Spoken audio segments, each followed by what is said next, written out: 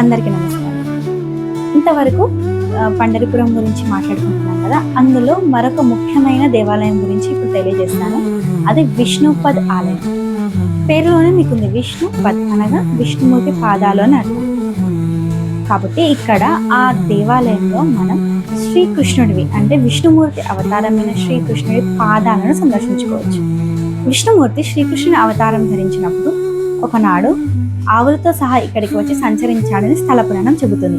మనం ఇక్కడికి వెళ్ళినప్పుడు సాక్షాత్తు ఆ శ్రీకృష్ణ పాదాలను మరియు ఆయన చేతి కర్ర మరియు అన్నం పెరుగు కలుపుకొని తినే పాత్రలు అవన్నీ మనం గమనించవచ్చు. అక్కడ ఒక పెద్ద రాతి బండ పైన శ్రీకృష్ణుడు నిలుచొని వేణు ఊదిన సన్నివేశ ప్రకారంగా ఆయన పాదాలు అలాగే ముద్రించబడి ఉన్నాయి.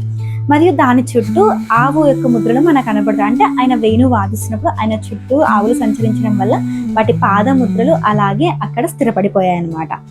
అంటే మార్గశిర శుద్ధ పాడ్యం నుండి మార్గశిర బహుళ అమావాస్య వరకు నెల మొత్తం విష్ణుమూర్తి ఇక్కడే స్వయంగా ఉంటారని అక్కడి భక్తుల ప్రగాఢంగా నమ్మడం వల్ల ఆ సమయంలో చాలా మంది జనాలు ఆ ప్రదేశాన్ని సందర్శించుకోవడానికి వస్తుంటారు. కాబట్టి ఈసారి మీరు పండర్పూర్ వెళ్ళినప్పుడు ఈ ప్రదేశాన్ని తప్పకుండా సందర్శించుకోండి. ఇలాంటి వీడియోస్ కోసం please follow the page and share to your friends.